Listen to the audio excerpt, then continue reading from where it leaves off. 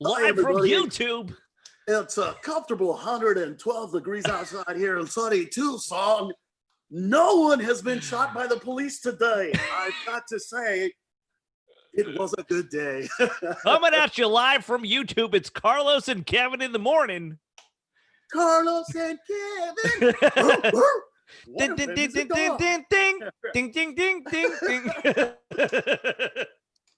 Oh, we're up live. We're up live. Hold on, let me get this straight. Nobody else has come in. All right, hey everybody, how's it going, YouTubers? Everybody coming in. Please let everybody know that we're starting up. You know what? We're gonna find a way to keep doing this, guys, because I like the ability to go around the country, kind of a thing. Even though Cisco from Miami hasn't shown up, and Juan will call in later, but it's gonna be weird, of course, because he's gonna be driving with hookers. I don't know why. Every time he's driving, dude. Every time we talk to Juan and he's driving, there's hookers nearby. So I don't want to qualify for some reason. Statement. He's always like trying to go get kitty litter. He's like on his way to get cat litter and then passes hookers every time. It's right. It's so bizarre. Like I live in hold on. I live in such a weird neighborhood, or like such a. It is a weird neighborhood because it's a weird mix, dude. Like right. So there's Ventura, and up on this side we have one of the largest mix of Middle Eastern, Persian, which is pretty much the same, but you got to respect that. Right. Persian, Middle Eastern, and Jewish people, right? Mixed together. Which, by the way, they fucking get along awesome here. Like, I can't tell you what it is. Is it America? Right. I can't tell you what it is, but I can tell you. I can tell you because it's Ventura Boulevard, not the Gaza Strip. yeah, I know, but here's what I'm saying. Here's what I'm saying. So, okay, so Mexico and America have a very huge soccer rivalry, right? Right. And I bring it up because it's always been an interesting thought for me of people that come from Mexico, right, and go see Mexico play the United States of America, the country that they left, to the country that they chose, right. But then they still have a Mexican flag, and I'm like, what the fuck is that, dude? That makes no sense. It makes no sense. That's like having a picture of your ex-wife with your new wife. Like, that doesn't make sense. That's like I grew up playing softball, and my brother, my stepfather, and my team would all play my father's team. So my father would be the catcher of a team, and my stepfather would be batting, kicking dirt backwards at my father. And then if my stepfather had a base hit, my father would hold his pants so he couldn't run to first base. And the entire time, my mom's in the stand just breaking out in hives because it's like past and present fucking with each other. And she's just like having an anxiety attack, just like walking around the cages. That's fucking funny. So I kind of add that to what we're talking about. You know what I mean? Right, that very perspective, that POV of like, well, where are you with all this shit, so to speak? So, say, dude, how do you feel about? Hey, everybody, what's going on? Gomez, Cisco's birthday. Oh yeah, that's right. Cisco does have a birthday party tonight, so he probably might not show up because he's actually doing something in Miami. In Miami, right? At the Improv. I don't even know where it is. It might not be at the Improv. It is. It's at the Miami Improv. Ah, okay. So he's probably like in his own world right now. Right. But hey, man. So how does it feel to be a New Yorker? To have gone through everything that you went through? Right. You see the light. They're about to kind of open stuff up, and they went, "Fuck that." You cannot eat inside a goddamn restaurant. Well, here's how it feels. It feels like you guys fucked it up for us because it feels like who's we guys? California. Oh, okay, yeah. We did though. We did. No, I know. Because it was like here's the thing: is like New York slowed the open. Everyone was wearing masks. Everyone was enforced to stuff, and I feel like I don't know why California. was a little bit more lax because LA County is fucking like the mayor of LA. Your mayor is just like, you're not leaving the, you know what it is? Your mayor is pulling a, it's like you're the daughter and he's your father going, you're not leaving this house until you're 18. when he's like, you're not going to leave until you find a vaccine. That's what it feels like is happening in LA right now. And I'll tell you what happened in LA. Like, it might happen to you guys too. It might not because of us, right? So what happened with us was we were pretty awesome about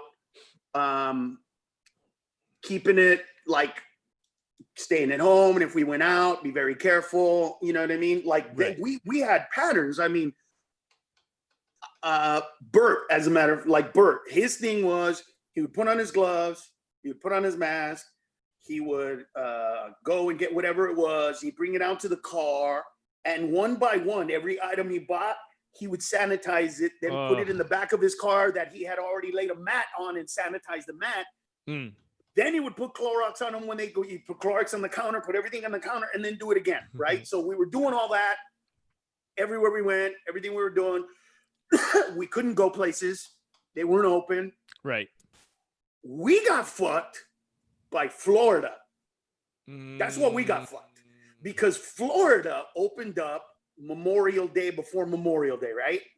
And then you had DeSantis, like, 2-3 weeks late after that. After they'd opened up, he was like, look, we've been open for 6 weeks and nothing happened. So we were kind of like, oh, well, fuck, man. That's not a big deal. Right. The protests occurred. And those didn't incur huge spikes. So we were like, oh, shit. I think what happened was we kind of got a false sense of what was going on because A, the thing doesn't transfer very well outdoors. B, or on surfaces. Yeah, but those people outdoors during those riots, most of them had masks. That's number one. Right. But even though they were walking around, you know what I mean? They're going from place to place. So, that virus isn't just floating around.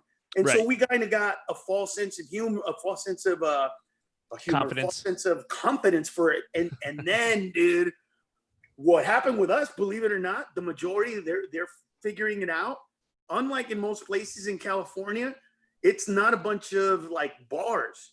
You know what it is, dude? What? It's a bunch of backyard parties. Oh, yeah. That's where we're getting fucked, dude. Because I've been invited to a shitload of those, bro. Right. And the first one, listen, we had one, right? With our really good friends, the Garfins. Really great people, cool daughters, cool couple, awesome. They're just great. So they came over the house and our backyard. So we all just kind of stayed separate. Right. Lucas played badminton, with the girls. And we stayed apart, had some drinks, hung out, chilled out, and that was kind of it. Right. You know what I'm saying? Yeah. But I did notice that, like, we didn't let them in the house, right? Had to stay in the backyard. But after, a couple of drinks of wine, we were like, let's do karaoke. And I was like, okay. I see where this shit is going. And let me give people context. For when Carlos gets a little bit of booze in him, his 50th birthday party. Do you remember this? Your 50th birthday party. My wife and I are in the backyard. Everyone's fucking hammered. You were wearing pajama pants the entire day, and then you come up to me and you bear hug me, saying, "Where's your cell phone?" And I was like, "Oh, it's on the table." And you were like, "Take your boots off," and I was like, "No." And you were like, "Take your belt off." And I was like, "No." And then you just fucking suplexed me into your fucking pool and everyone jumps in with clothes. Dude, like your his house manager, Betsy, is just like doing the breaststroke in like a fucking full cardigan. Like everyone is just completely fucking hammered in that pool. So that's like, dude, do I believe after that story, do I believe you were a little bit more relaxed about Lucas being outside? Absolutely. Yeah, but I think that I've heard a lot of people going to those parties that I'm talking about, like the house parties, the hanging out parties, the chilling out with friends parties, and I feel like that's kind of been the biggest thing that's been hard, because when you go out, you still see the majority of people wearing masks. Right. So it's kind of like, what? But dude, you and I had a conversation about this personally. Listen, I'm gonna start putting on material that I recorded. Tomorrow will be the first one. And dude, I told people straight up, you're crazy. Like, I get that we were social distancing, but I'm telling you, man, when people start laughing everywhere, man, I mean, it's crazy. Yeah. There was I knew it. I was like, damn, this is not gonna last. It just cannot last. Right. Well, we messed it up for you guys, but they messed it up for us. Yeah, but also, so here's the thing: is like, by the way, I love that you're like Florida. Florida kind of opened a weekend before Memorial Day, but isn't Florida kind of always in Memorial Day? You know, and here's what I mean by that. It's like Florida is like filled with Latino immigrants that are all pro-America where they are.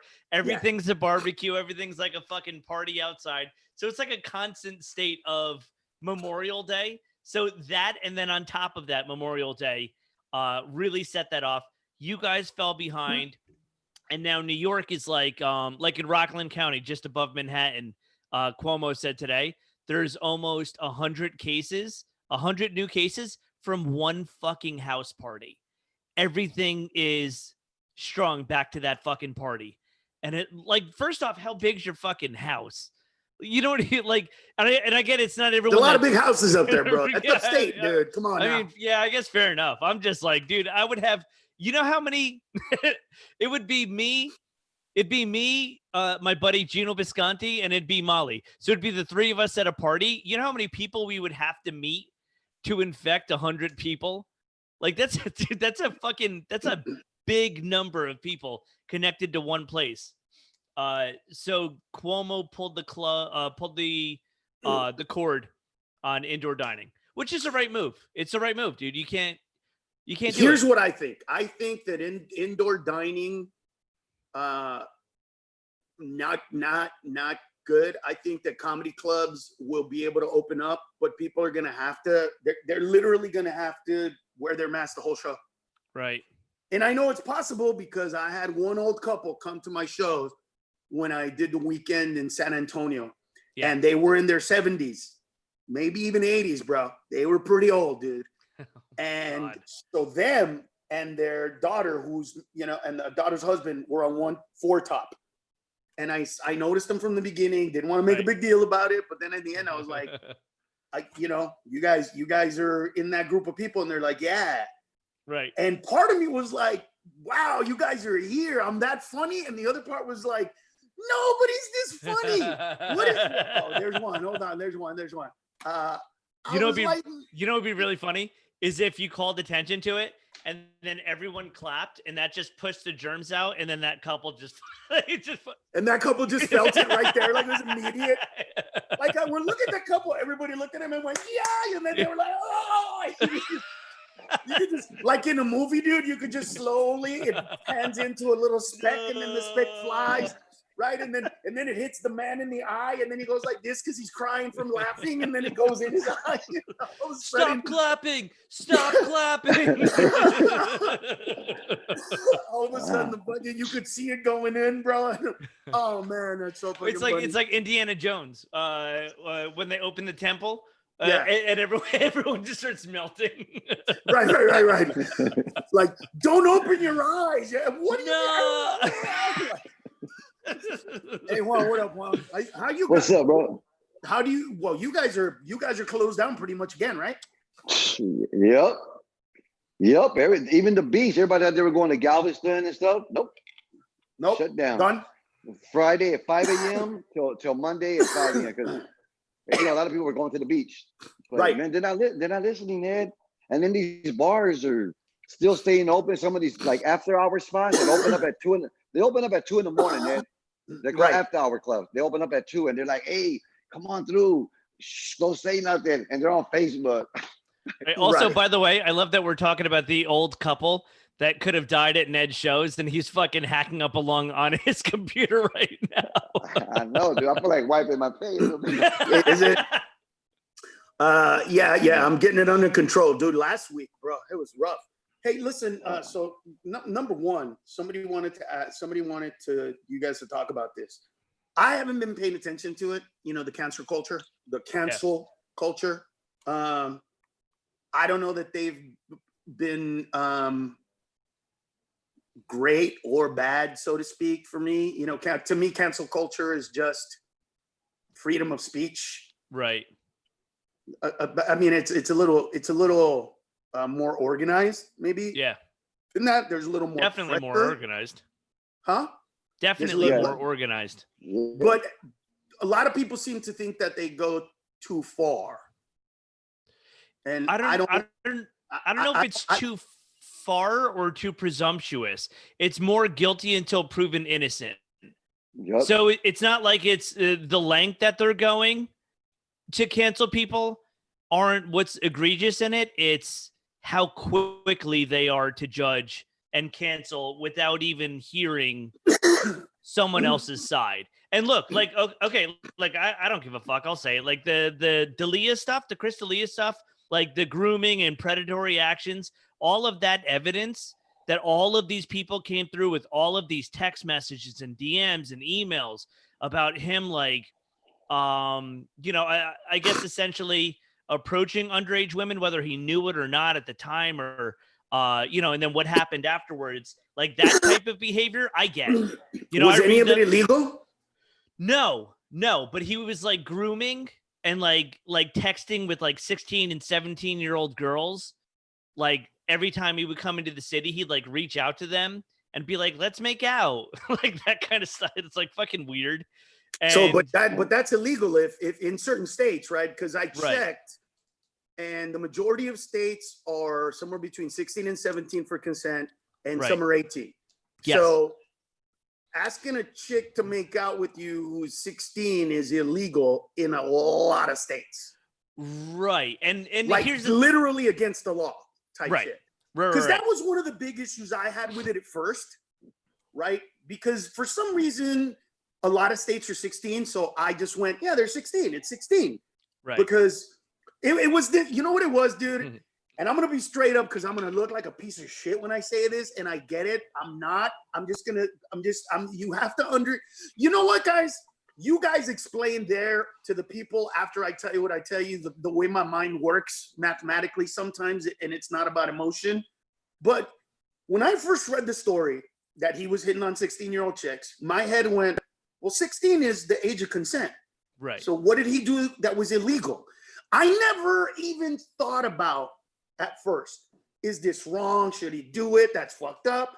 I literally just went to, he didn't break the law. Like, what are people mad about? Right. Well, and Cisco was like, you don't get it? And I'm like, no, but I'm asking what he did. Was it illegal?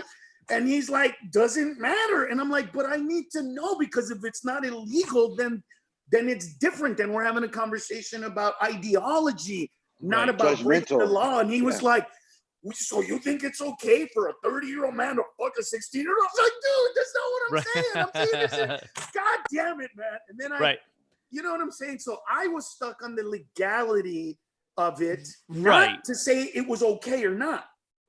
But I wanted to, like, to me, that's the first thing. Did he break the law? Right. Yes? Well, fuck him. He didn't. Oh, so now it's not about the law. Now it's about you and me going, wait a minute.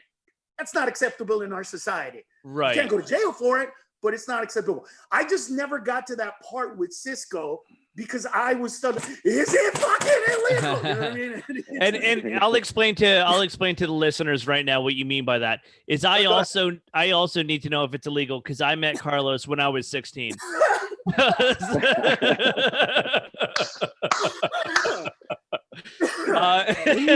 No, I get it. Look, dude, you're stuck on you, dude. Fuck you. Fuck you. You're breaking up. You're breaking up. And fuck you too, Juan, for not defending me, you piece of shit. You've known me longer than anybody, bro. You know the kind of man I am, you fucking asshole. Yeah, no, dude, look, I get it. I get it stuck on not the technicalities, but like the actual legal part. He wasn't doing anything illegal. And look, Right. but, Hey, hold on. 2 seconds. Hey, Yeah. Orange, watch a Q&A that I do where I answer all your questions, and I'll do more Q&As for you. I promise. Don't just post shit like that anymore. All right, go ahead. Sorry, man. Go ahead. No, you're fine.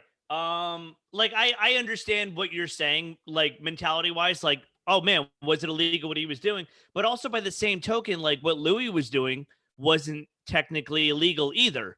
Yeah, But it was. That is illegal. Oh, Yeah, is it really? Yeah. So was there a statute of limitations? Because he came out and said I did it. Pulling your penis out Right. in front of another human being that doesn't want you to do it. Indecent exposure. There's a bunch of laws. There's a few laws that can apply. One of them can be sexual harassment, especially because it was an employment thing. Now, I'm not saying that that's what happened, by the way, but based on some of the stories that they said, some of that stuff, right? Like if you work for me and you came in my office and I whipped my dick out, you can, you know, I can get in trouble for that. That is illegal. Right. It's I don't even know what the ordinances would be, but they are like flashing, exposing yourself, you know, that kind of shit. Right. It's like a cop can arrest a hooker on the street for wearing a G-string, right? Because she's showing too much or something like that. So there are laws about that. Right. But like I said, it's not that I wasn't thinking it was right. Oh, I get it. Or good or bad. I just wanted to go to that place first where I could be like, well, if it's against the law, there's no argument. Right. It's just, but if it isn't against the law, then now we're talking about, do you think that's okay to do? Right. As opposed to not okay to do that. You know what I mean? Is this so in Texas is 18, Ned. It's 18. So there you go, bro. So if he did that in Texas, that's against the law. I'm pretty sure New York, New Jersey, the same too. Look, let me tell you what happened. Me, you know, what I mean, I'm a year older than my ex-wife, and we were dating. And once I turned 18, I was 19. She was 17. She was about to be 18, but they were like, I had to marry her. She got pregnant, and it's like my dad was gonna throw me away. Like, no, you marry her by Friday, or we're gonna file charges.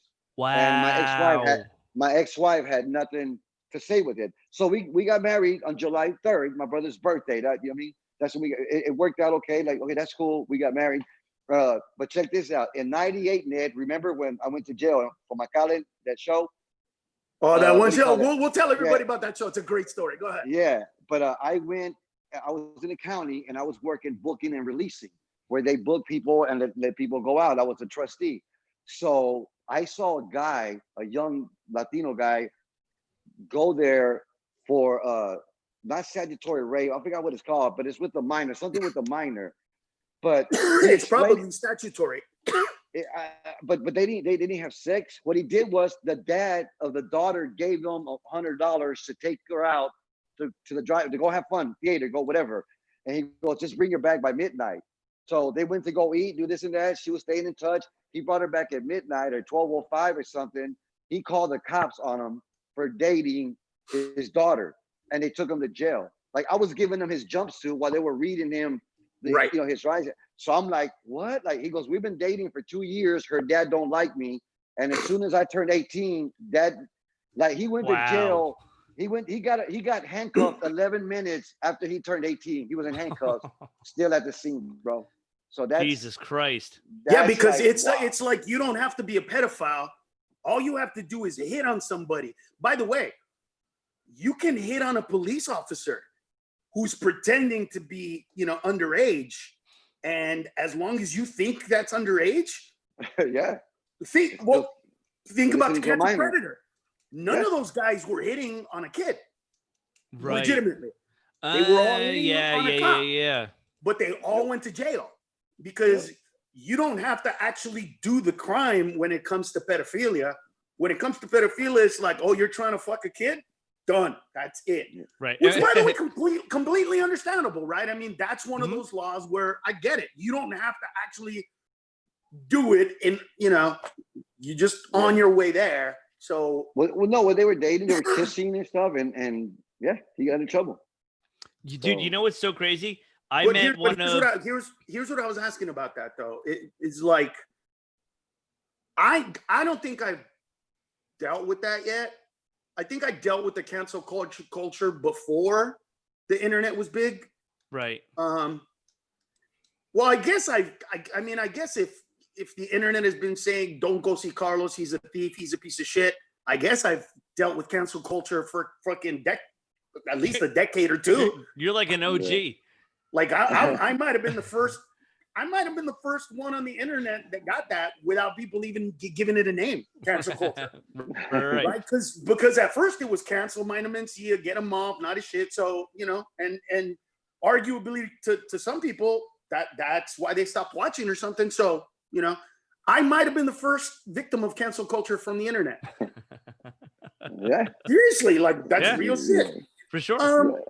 I don't mind the culture as long as what you're saying, as long as we can all agree on the foundations of what everybody's talking about, whatever those foundations are.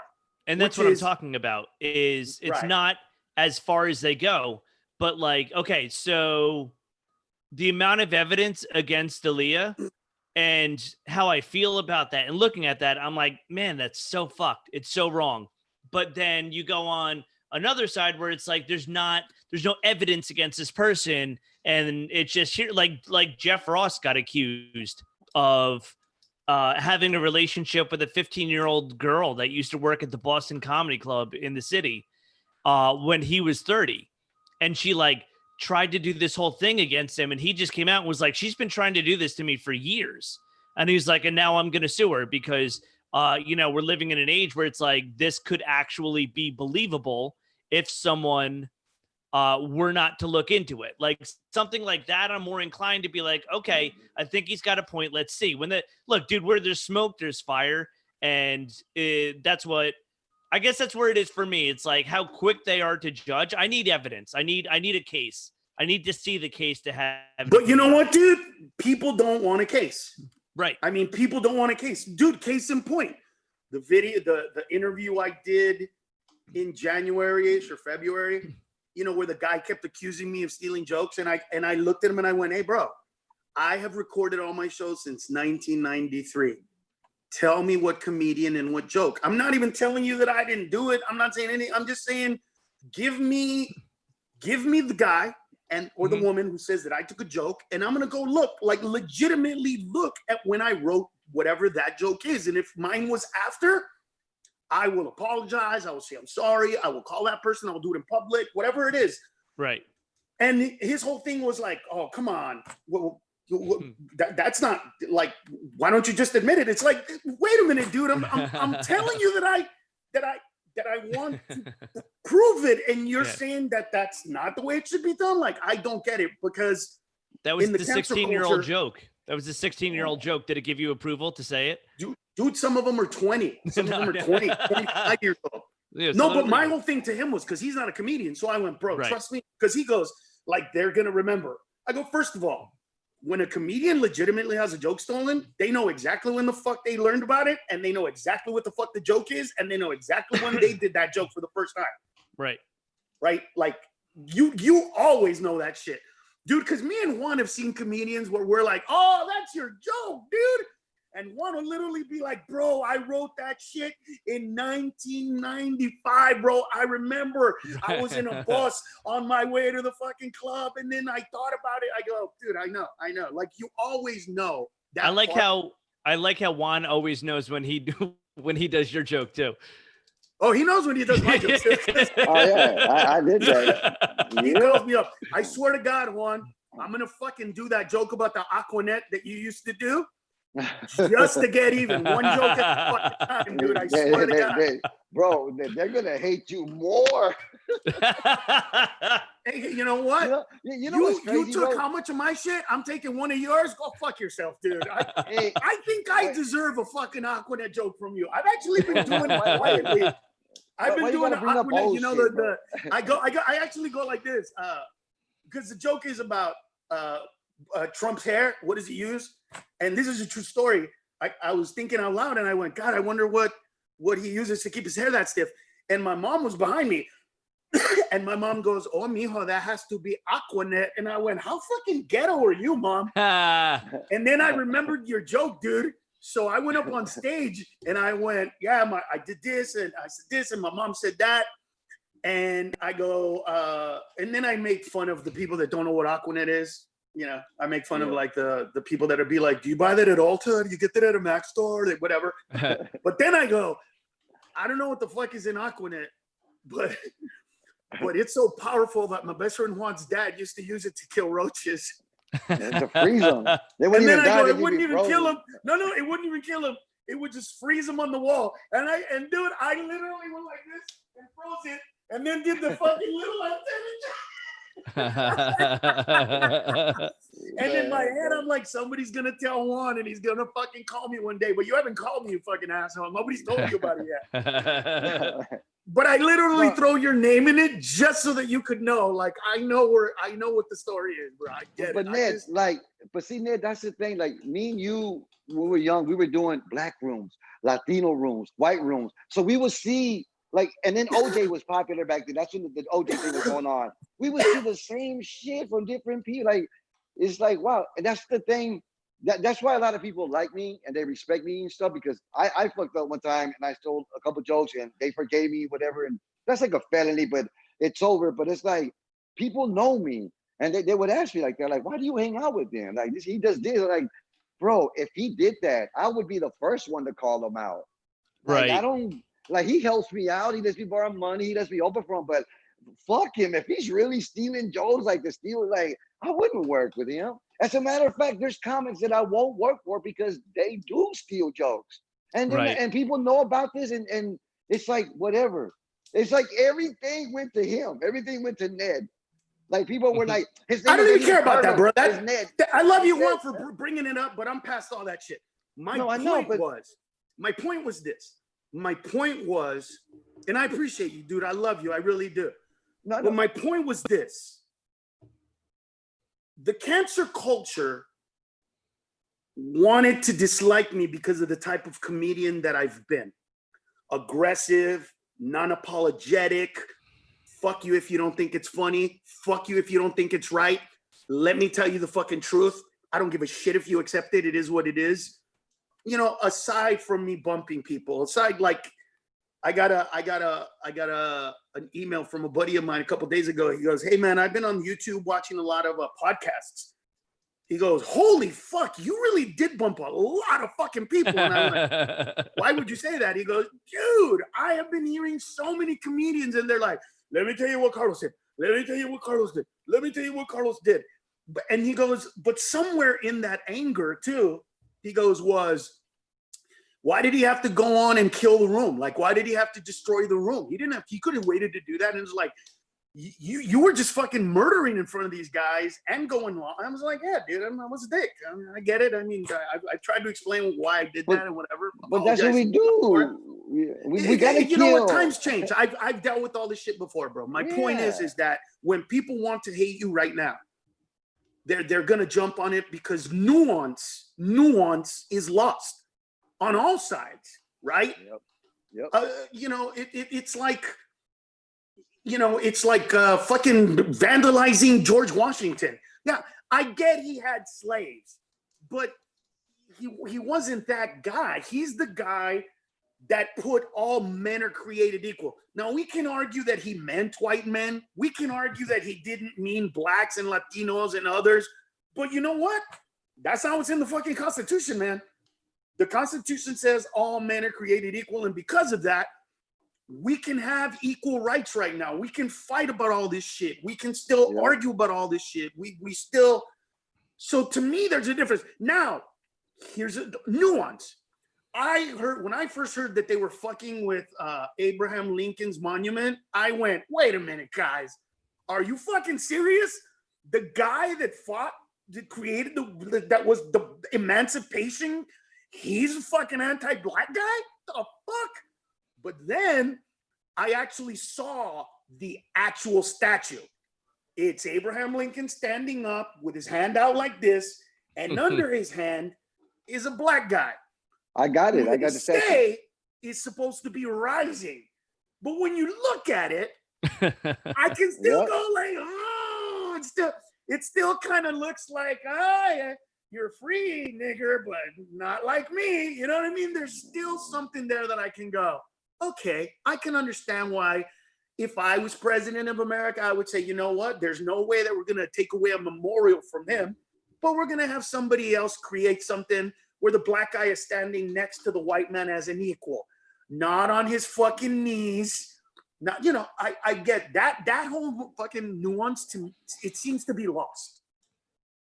Right? It seems to like that people aren't processing like that. It's either I love them, I hate them, fuck them, no, the greatest ever, the shittiest. There's nothing in between. And I just feel like the cancer culture misses on that a little bit. Well, because conversations need to be had.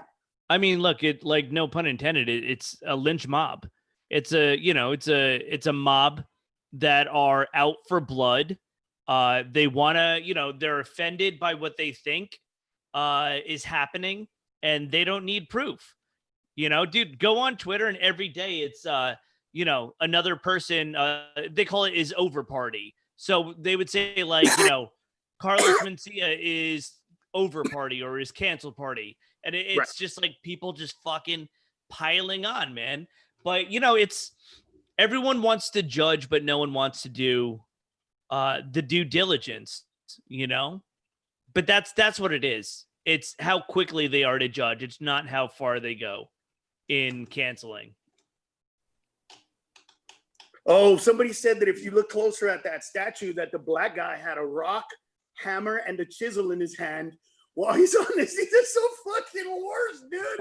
I got it. I showed my wife. I said, look, baby, and I Googled it, I looked it up, and I said, this is what he was talking about. And yeah. But right. I can understand. Yeah. How somebody black can say, like, hey, man, come on. And look, I have felt inferior as an American of Latino descent. Sometimes, not very often, because I fight it. But there have been times in my life where, Juan's been there. Me and Juan have been to places in America, in the middle of America, very white places where they made us know that we were different from those people, that they knew we were visiting. They appreciated that we were doing a show, but it was like, you're not really welcome here to stay. Get the fuck out. Right. That kind of shit. You know what I'm talking about? Olive Garden. Like, remember, Randy was all mad, like, dude, we've been here fucking 30 minutes. Oh, they'll be with you. I'm like, look, dude, we're three Mexicans and a black dude. Like, what are you paying? And then Joey was in his damn fucking soccer uniform and a t-shirt, and I mean, Randy was the only one wearing jeans. He wears the same black shirt, and I think Rivas, and I think it was like 4 of us. But bro, it took about an hour for us to eat, just to order, like almost an hour, bro. Like literally an hour. Randy wanted some tea. He held his glass up, and that lady poured, I think, they had some tea, whatever, and just left. Right. I'm like, do you feel it? You feel it? I was telling, like, y'all feel it? Y'all feel it? But that's rare. But but I felt it, dude. I stopped performing in Tulsa, Oklahoma, for I believe over a decade because of Bobby Lee. We were eating at a place across the street from the club, and a cop literally went by, saw us, flipped the bitch, parked his car, walked inside, pointed to Bobby, and went, "You ain't from around here, is you, boy?" And I just went, "You got to be fucking kidding me, dude. You seriously came around just to let him know, like straight up, that you saw him and that you know that he's not from here?" Like, and then he got in his fucking car and left. And I went, I can't deal with that kind of fucking racism. That's not where I live. That's not where. And I punished the city of Tulsa from my perspective. I'm sure they were like, "Praise the Lord, that's that Mexican and Chinese feller aren't here anymore." Like, and then guys, go ahead. No. Today, I would have called that club and said, "I want a residency in this motherfucker. I want to perform." every other fucking week. You know what? I want to do a weekly Monday show in this fucking place and bring in every creepy, weird, fucking ethnic whatever we can do so that we can, you know what I'm saying? But my point is, I don't see statues that make me feel inferior, right? Right. I you know, the rebel flag doesn't make me feel inferior because I go to the South a lot, and you know, it's all where, hey everybody, by the way, we're all here, everybody. So from Los Angeles, it's Carlos Mencia. We got Kevin Dombrowski in New York. Say what up, Kevin. What up? We got Juan Villarreal coming to you live from H-Town, where all this shit is starting again. And, well, we got the second perpetrator of bullshit who's making everybody come down from Florida, specifically Miami-Dade, where the majority of the cases in Florida are coming from and all the spread is coming from. The city that tricked me into believing as a Californian that everything was going to be fine, but now even our numbers are going up because they fucked us. Ladies and gentlemen, the dark Cisco Duran. Can you go somewhere where there's light, bro, so we can see your face? I got a show going on right now. Yeah, I know, bro. I know. We talked about it, dude. We talked about it. Are you Anyways, say whatever you need to say and go back to your show? I just want to say love y'all. I'm getting drunk. Have fun, bro. Rock them, fucker. They put a midnight curfew on us, so we got to be out of here by midnight. So you're only going to do an hour 30. I'm only gonna do 20 minutes, like what I do when I open for Ned. I am, dude. I'm giving them a fire 20. If I was dead, right? If I had died in the beginning of the year, everybody would know you're one of my proteges because it's literally gonna be it's 8:45. It's 3 hours from midnight. Your show already started. And you're bitching about the fact that you have to end it in 3 hours. Good for you. Yeah. Good for you. I'm gonna go for the fences today. Good for you, Doug. Good for you. It's gonna be a fucking weird show. Well, I'm gonna say normally you're a pussy when it comes to doing long, but today you're thinking of doing 3 hours on stage. I respect that. I'm thinking about doing a long time, but the moment I walked in, they gave me 4 shots. Fans gave me 4 shots already, double of Crown. I got 2 bottles in the green room, and they got me a big ass cake. One of the fans brought me a big ass cake, so it's gonna get weird. All right. All right, boys, I gotta go. Love y'all.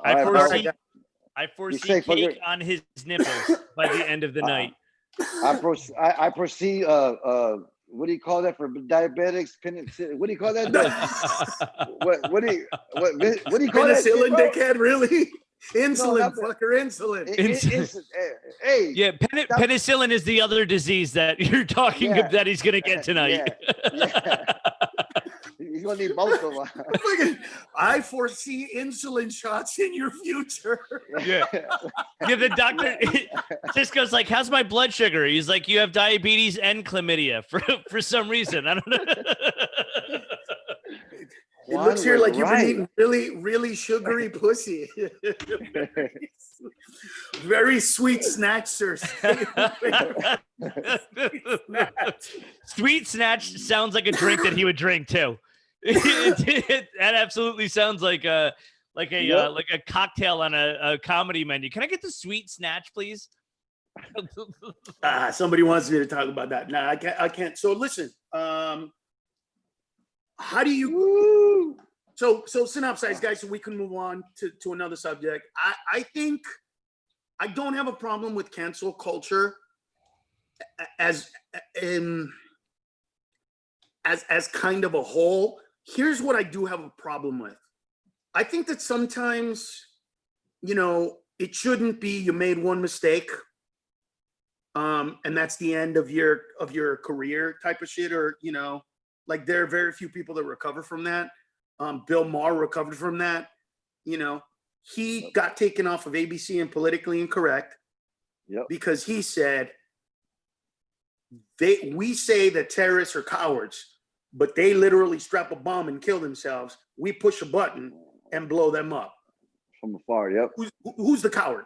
Now I understand in the middle of a war that was a sentiment that was not to be heard, but I don't think that he was, I know for a fact, he wasn't saying they're better than us or things like that. What he was saying was, hey, don't minimize the fact that these dudes are fucking cowards. They're crazy. They'll kill themselves to kill us.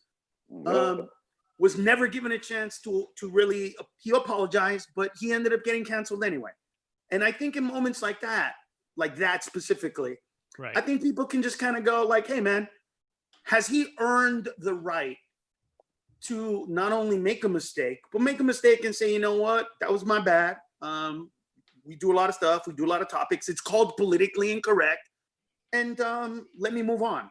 That's my problem with the cancel culture. Yeah, there seems to be no, 15 years later, after being accused of stealing, somebody in this thread right now said some shit that I deleted. It's like that. Like it's almost a death sentence to this shit. That's not fair. There's no chance for people to make amends. So I agree with you on that. It's like there's no second chances anywhere. And again, I keep repeating myself, but it's like, if we're on the topic, it's not the severity at which they go. But I guess if you're not letting someone have a second chance, that's pretty fucking severe. But it's the quickness that they jump on you. It's the lack of evidence. And then you're not allowed to make amends and grow as a person. Dude, look, prime example, when Kimmel, I'm listening. When Kimmel did blackface as on the Man Show, he did Karl Malone 20 years ago, and Fallon did a sketch in blackface and all this 20 years ago. No, Fallon did Chris Rock on Saturday Night Live, and someone pointed it out. Fallon didn't do blackface. Fallon wasn't making a caricature of a black man. He was making fun of Chris Rock. He was doing an impression of Chris Rock 20 years ago. Right now, he would never do that. But 20 years ago, when it was on SNL, and it was... I don't think... No, I don't agree. No, hold on. Let me finish. 20 years ago, doing that, people want to dig that stuff up and hold people accountable now when it's like different times. You don't know the context of the sketch or what was happening. And it's like the severity of it. And you want to cancel someone 20 years later for what was culturally, I'm not going to say accepted, but it was a cultural thing 20 years ago that comedians did that. Yes, but no, bro. Look, blackface is very specific. Okay. Blackface is a cartoon version of a black man by a white guy. Yes. They wear the gloves. They paint. It's not, they don't even try to shade it. It's literally black fucking shoe polish with big black fucking lips. And they don't just come out and be like, yo, man, sup? It's like, oh, man, it. Boss be coming quickly, gotta go there. It's an over the top thing. And listen, because somebody tried to get me in trouble recently because I played a bunch of different characters on Mencia. The difference is this: when you have Saturday Night Live, right? And you have different characters on the show, and it's an ensemble show, and you're doing a bit about a Middle Eastern guy or something like that, and you don't have a Middle Eastern person that can do it. Right. Yeah, you're going to do some makeup. Right. You're going to do something and make yourself look like that. So somebody was trying to say that I was a racist because I did a convenience store guy who was Hindu. I played a Confucius. So they literally put these little pieces of tape, like right here on the side and right here on the side, and pulled it back and did the whole thing. I wasn't making fun of Asians. Right. He wasn't the butt of the joke. He was the hero of the joke. But I also did a black reporter, a white reporter, and I also played this really, really old black man who was teaching young black kids what real racism is and the shit that he went through. But it also wasn't him, man. It was a black guy on a porch leaning back and forth, singing old songs, And so the way I looked at it was, that was never blackface. Right. That was It's literally ridiculous, in my opinion, for me to have a show where I'm the star, right? And for me to be surrounded by black characters, because that's what the sketch is, but I'm the star. So I can't have somebody else. I can't have somebody else playing sketches on Mine and Mencia, and I'm not in the sketch. Right. It can't work that way. So I never looked at it like it was blackface, right? Right. I always looked at it like, hey, listen, man, I'm trying to get as close possible to a character. Right. Whereas to blackface is a caricature. Correct. Two completely different things, in my opinion. Right. And that's what I understand. What I guess the point that I was trying to make is like, one, I was trying to explain that's the difference of what Jimmy Fallon did is exactly what you just said. But also, like, people want to cancel comics from shit that they did 20 years ago and not give someone a chance to either address it or say how they've grown or, you know, or like give context like you just did as to like what the program was or what the sketch was or what the script was, what the character was, anything that would give it that context. And people want to cancel and they don't give that chance for atonement. So it's like, Right. like people will always accuse Kimmel of doing that. You know what I mean? And that's the thing is Yeah. like, but I think it's now more than ever because that's turned into a conservatives are going after. Oh yeah.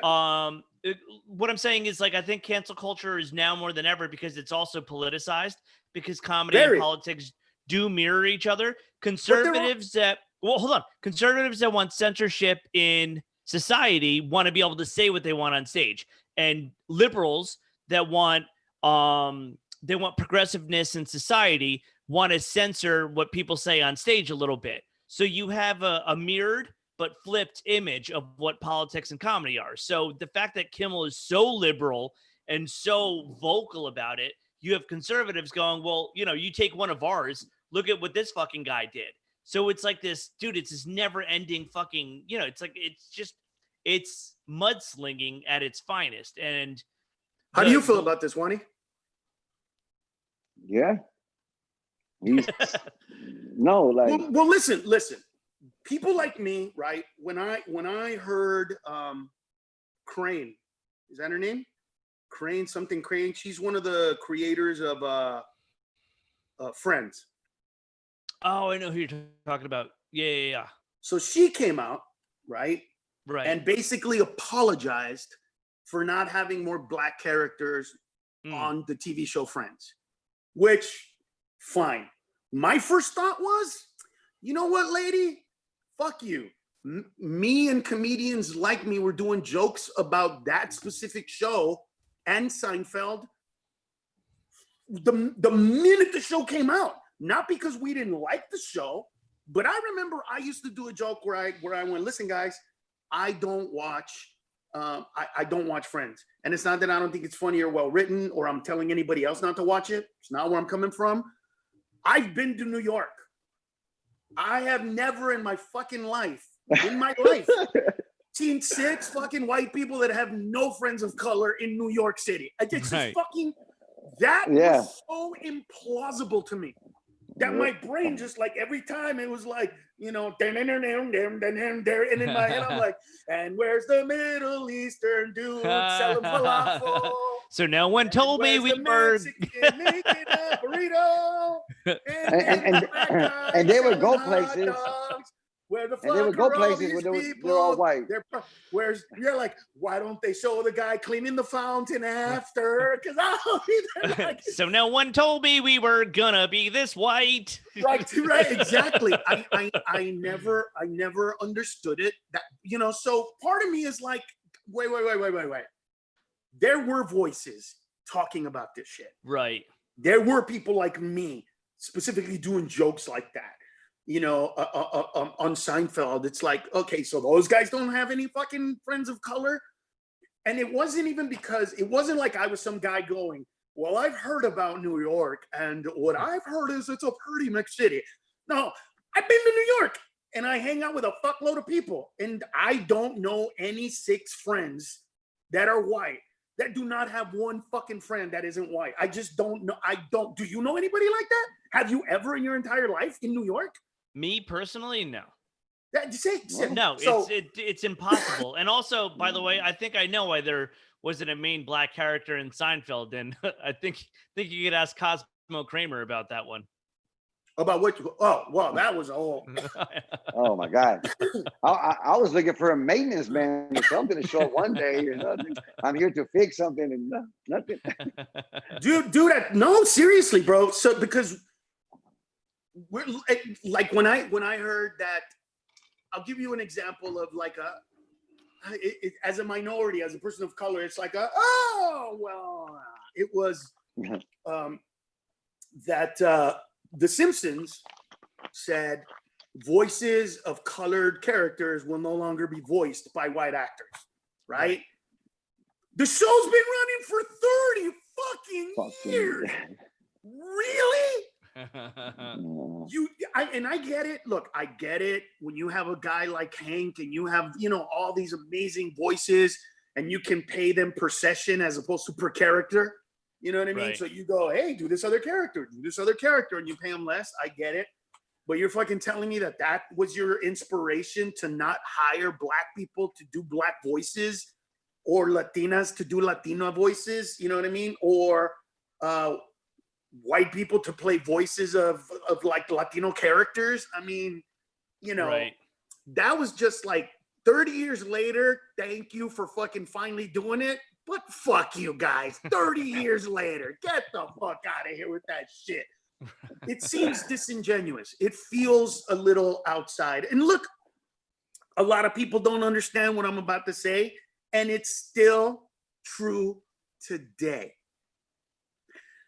Kevin, if you get a phone call from ABC, NBC, CBS, Fox, the big networks, the top 4 big networks, ABC, NBC, CBS, and Fox, and they all want to give you a show, none of them are going to say to you, by the way, we think you're great. We love you. You're amazing.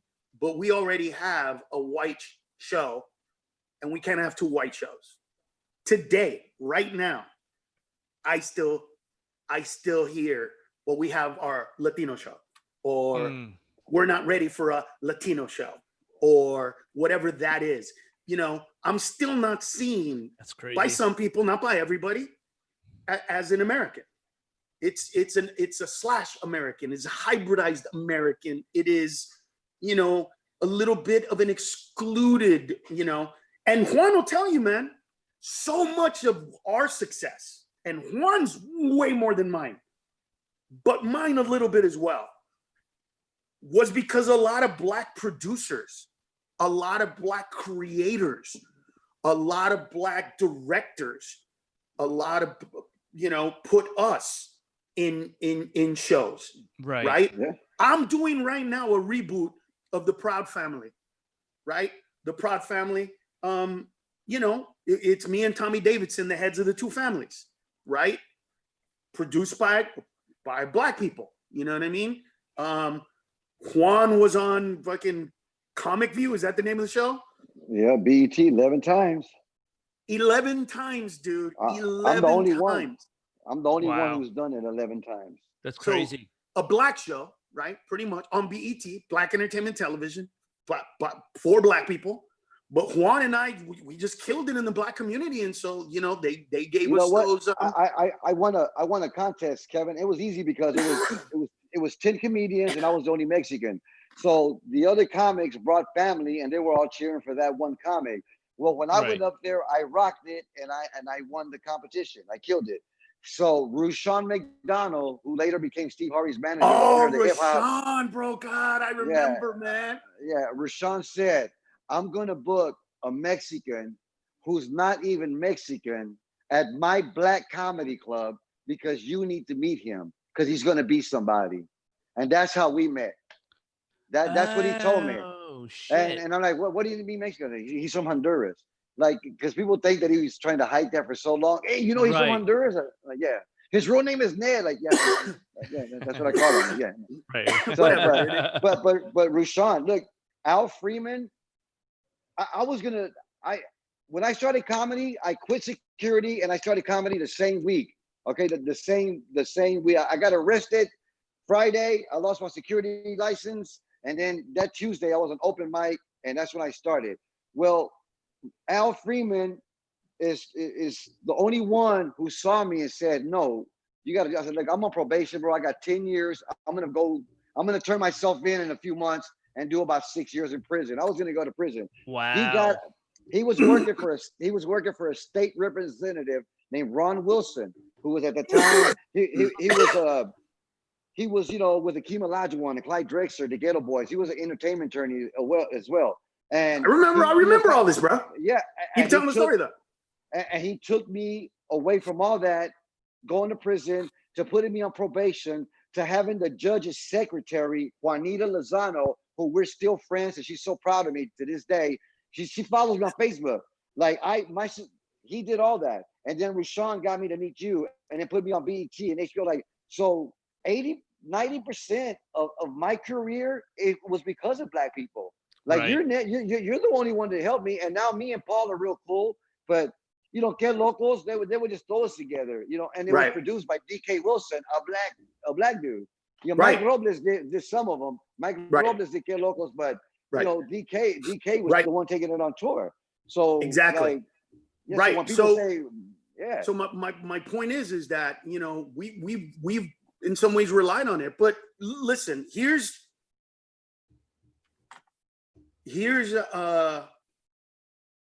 something that happened to me one time, right, in a positive way and a bunch of times in a negative way.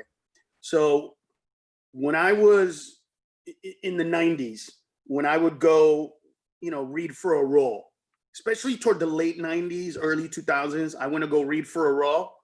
I'd walk in there and it was me, Pablo Francisco, Freddie Soto, George Lopez, if Juan was in town, all Willie Barcena. Willie Barcena. Yeah, there's a few. And if I'm forgetting anybody, I'm so sorry. My point is that we were all going for those roles and we knew what they were. You know what I mean? NBC's coming out with a show and the neighbor is a Latino man. But again, we all knew that we were there. We all knew. But anyway, when we would do those, I would always hear a conversation, right, where the casting director would say to some white guy, "God, you were great. You're not good for this role, but I want you to take these sides, go outside and get familiar with them and come back and read for this other part, because I think you might be good for this other part." Right. That I would hear that and see that all the time with white actors, right? "Oh, you're not good for this part, but you're great for that part. Oh, you're not good for this part, but read this part." Dude, and it never fucking happened to me. And then the one time that they go, "You know what? I don't think you're good for this, but read this other role." And it wasn't even a Latino character. It was just a guy. And I ended up getting the role. And I remember at the time, I was like, "Oh shit, it's changed. I got it. Let me do another fucking role." You know what I mean? I was like, I was so excited, man, because I was like, shit, they're just seeing me as a funny actor and they want me to do this other thing. And I did it, but it happened once to me, bro. One time, you know what I mean? So that kind of stuff still occurs today, bro. So, I've rarely felt like the world, especially America, is putting me down. But part of it is because I'm this, I don't take no for an answer. I mean, if I was another comedian, I probably would have stopped doing stand-up 10, 15 years ago. I mean, that's just, you know what I mean? And some of the gigs that I take, I shouldn't, you know what I mean? Some people will tell me, "What the fuck you doing at this club in Peoria next to this fucking strip club and all this?" You know what, dude? I like performing, man. I like making people laugh. I like making people think, blah, blah, blah, whatever it is. So anyway, that put that shit aside. How do you guys feel about the monuments being brought down? Now, there's two different things. I believe that forts, specifically, I think there's 10 or 11 of them. It's debatable. I think some people say 10, some people say 11, but let's just say that there's 11 forts around the United States of America, specifically below the Mason-Dixon line, that are named after Confederate soldiers, generals, whatever. I believe first of all, that there shouldn't be any statues of fucking losers, not statues, but any forts named after a fucking loser. Like, I'm sorry, but not even taking into account that they were treasonous and all that. They fucking lost. Like, how do you tell somebody, hey, Fort Bragg, go and be like Bragg? He lost. Oh shit, he did? Like, it just doesn't. That's like me having a statue of my ex-girlfriend in my apartment. Yeah, with my wife and I. It's like it's just not. It doesn't it doesn't fit. They lost. We don't have forts that I know of named after fucking Benedict Arnold. You know, so why the fuck would we have that? So that's where I'm at with that. And I'm the same with the statues. Dude, you and I talked about this. You know what I mean?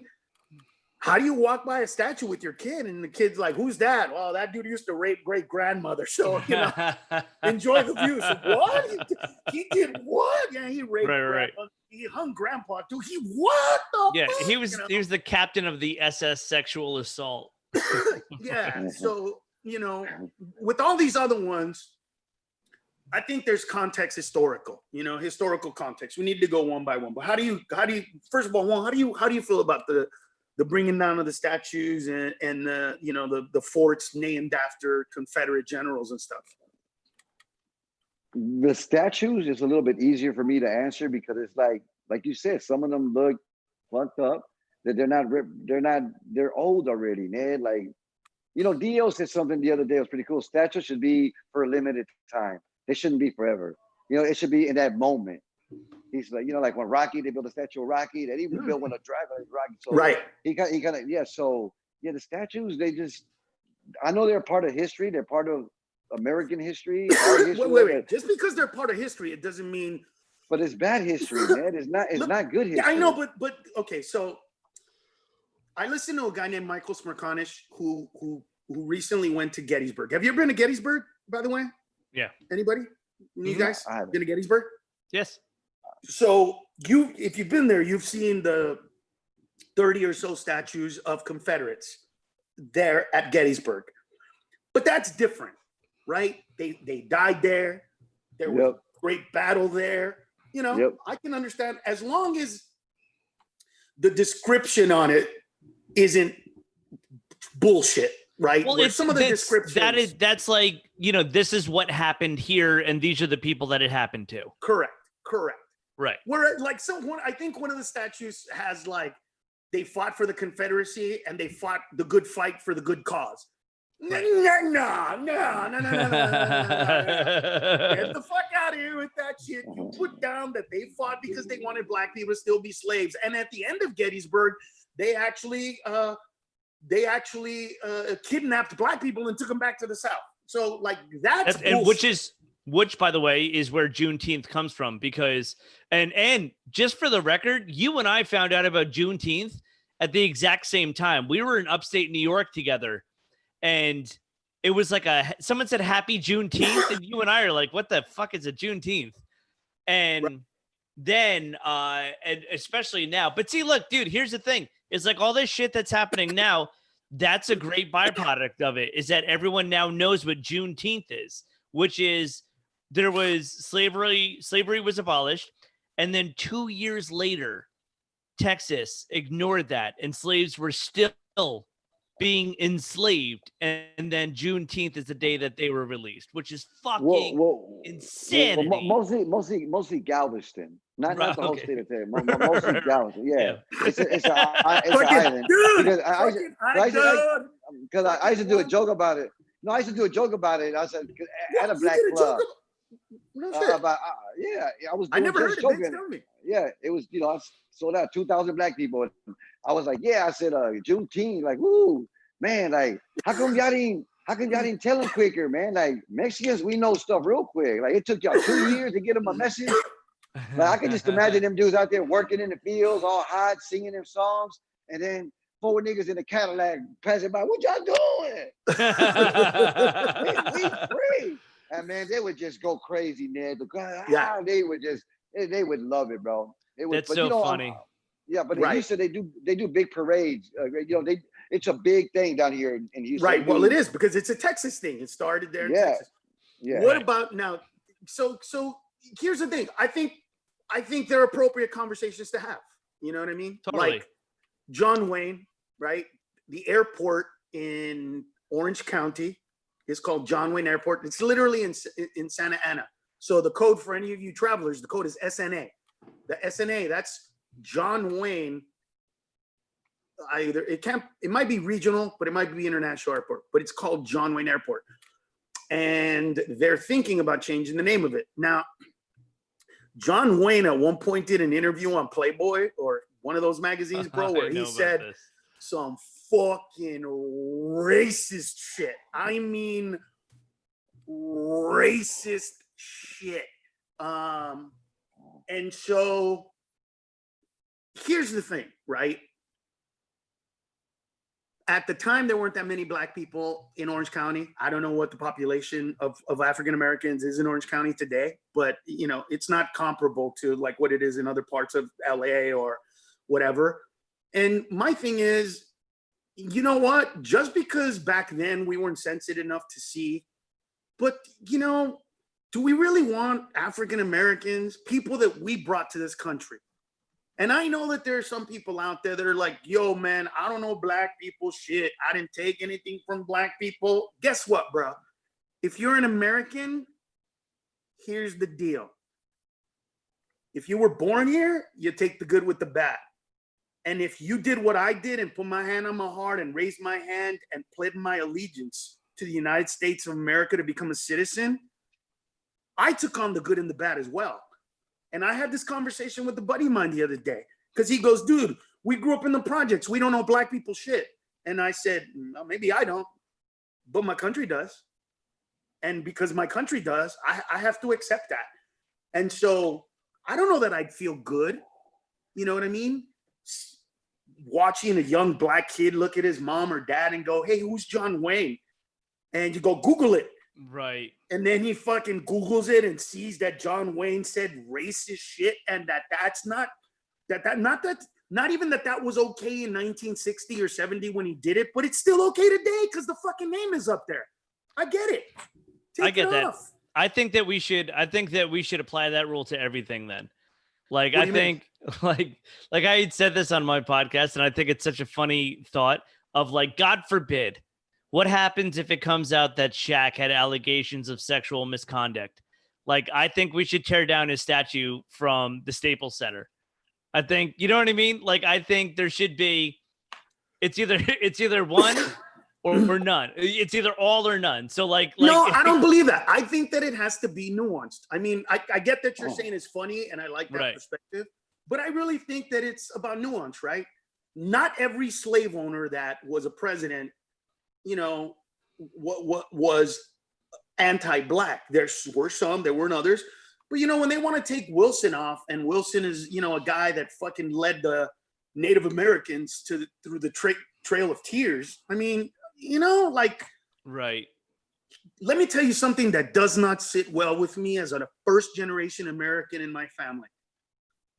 There are two groups of people in America that we fucked over hard. Native Americans and black people. And our nation was created, America, 1776. Before that, there was still all kinds of shit going on that we still accepted. But in 2020, the poorest people in America, the poorest fucking people, even today. So if anybody's going to say they got casinos, fuck you. Even with all the casino money, Native Americans and black people.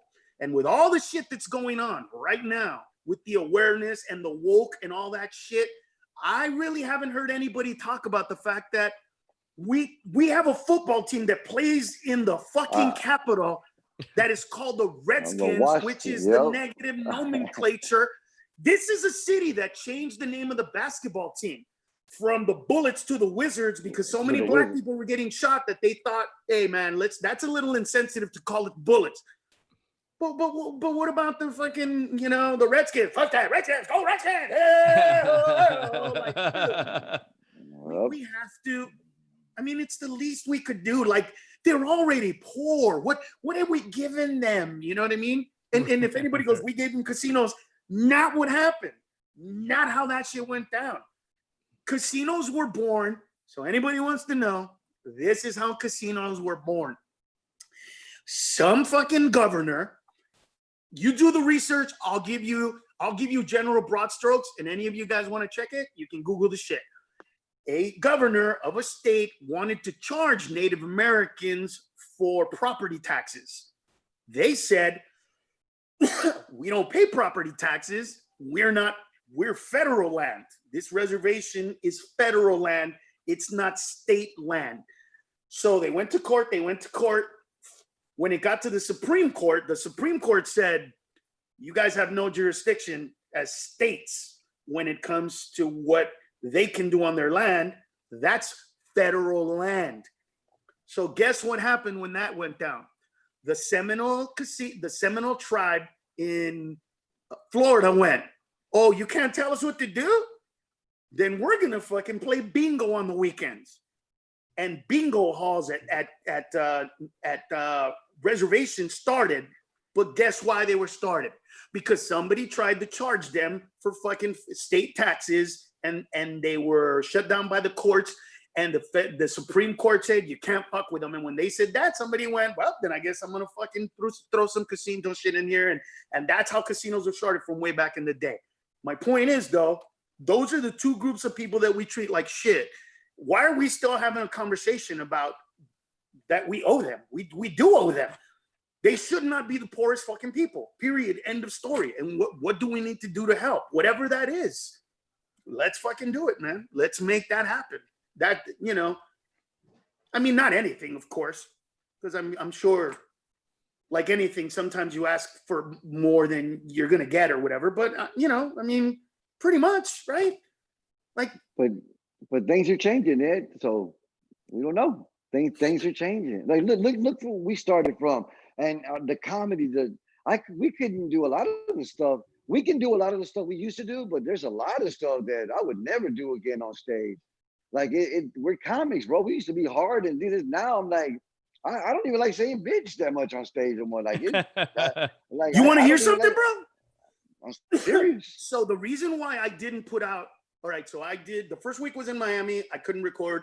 Second week, because I didn't feel right. Second week, great shows in San Antonio. And then the week after that, great shows in Phoenix. But you know why I didn't jump on San Antonio? Swear to God, dude. No bullshit. Here's why, bro.